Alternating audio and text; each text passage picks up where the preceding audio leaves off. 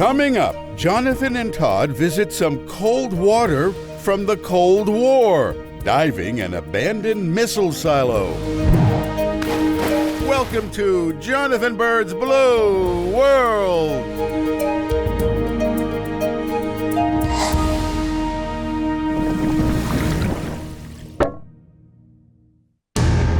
We're taking our Dive Talk Goes into a missile silo. But before we get to the diving, there's a backstory. And it begins with the atomic bomb. The final doom of Japan is settled by the Big Three and their advisors, delivering an ultimatum of unconditional surrender to the Nipponese warlords. If they do not now accept our terms, they may expect a rain of ruin from the air, the like of which has never been seen on this earth.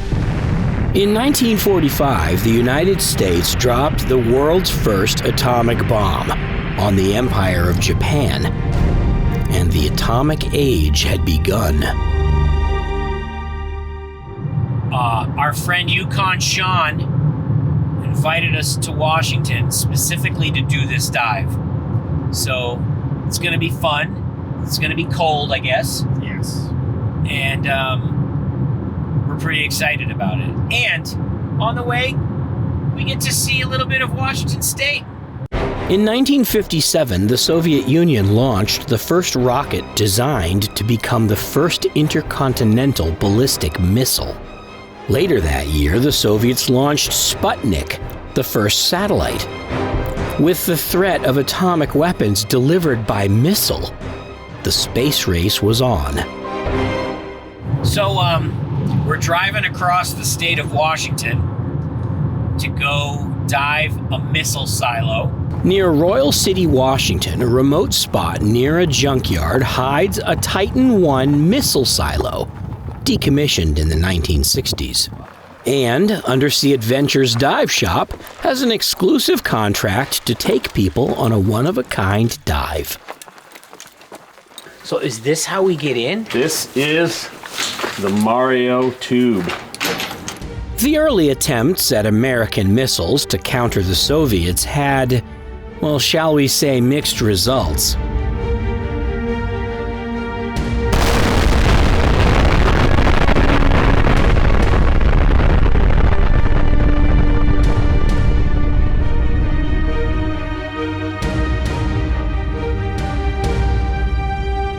Eventually, though, they figured it out, and the Titan I worked.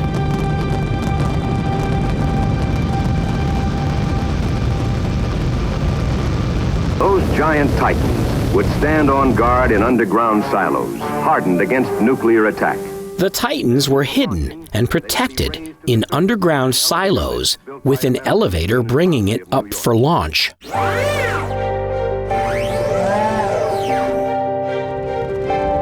Unfortunately, this process was slow and prone to problems, so it only lasted 3 years. When the Titan II was introduced, they launched from underground, doing away with the cumbersome elevator. So, the Titan I silos were abandoned.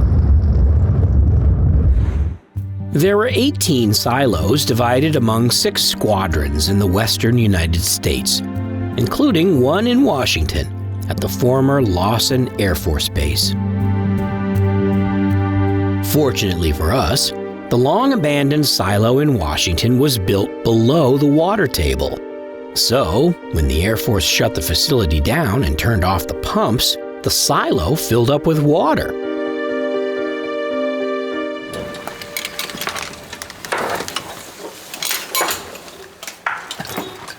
All right, don't get under it. It's an adventure just getting all the gear to the water. More. Hold it. Good, clear.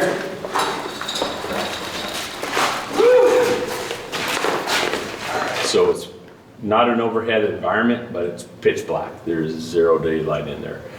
After a pre-dive briefing from our dive master, Sean Holland, we suit up. We have our dry suits because the water's only 50 degrees. We move our gear through a tunnel on a surfboard to reach the main silo. Probably 4 feet behind you. Yeah, I see it. All right, so if you stay in the middle, there's a shin biter right there. Shin biter. Stay in the center. It seems like we're coming to something. Yeah. When we reach an intersection of tunnels, we realize this place is like a maze. And the water's deep enough that we have to start swimming.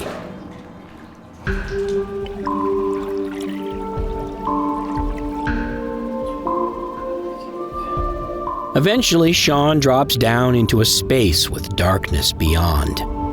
We've reached the main silo tube. The decommissioned missile is gone, but the rest of the place looks untouched since it was abandoned.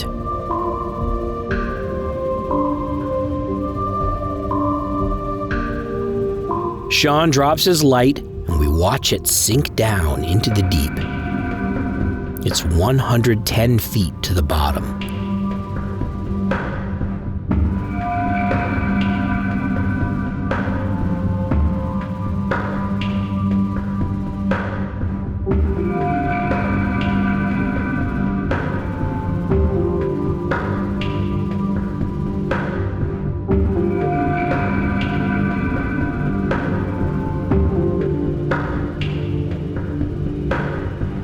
We follow the sinking light to the bottom and begin our own journey of exploration. We're in a place that was once inhabited by people, with HVAC ducts and pipes and all kinds of stuff we can't identify. There are rusting electrical panels, air and hydraulic fittings, an emergency eye wash station. And where workers had to use ladders, we simply float in space. Clearly, this guy didn't get the decommission memo.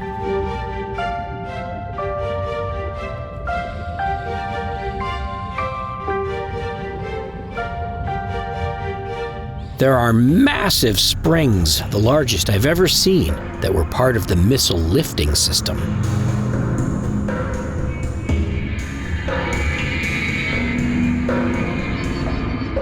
Curiosities abound as we make our way upwards.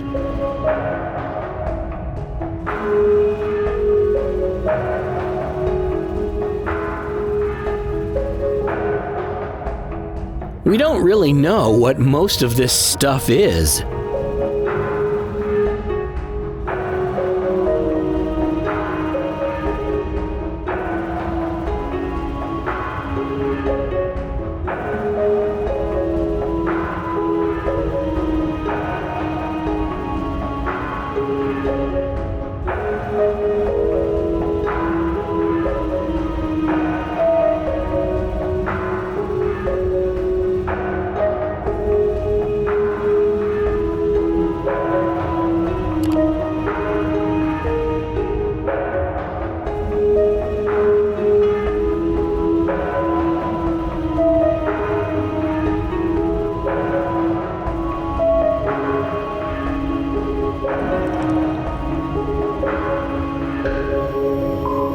Back near the top, we follow Sean into a control room.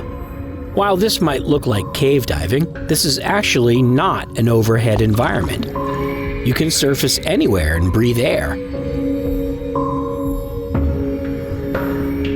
There is one overhead environment, though, that makes a loop around the control room. Only one person can go through because it's totally silted out afterwards.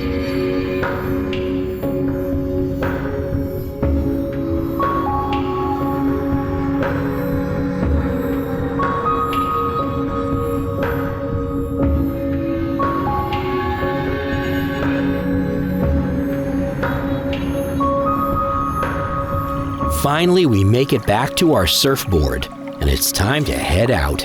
Wow, that was interesting. I've never seen anything quite like that. Yes! We made it! That was really cool. Literally, cliff How far does this go? The Blue World team has done a lot of wild dives over the years. Caves, wrecks, rivers, lakes, oceans, you name it. But a Cold War missile silo is definitely a first for the Blue World team.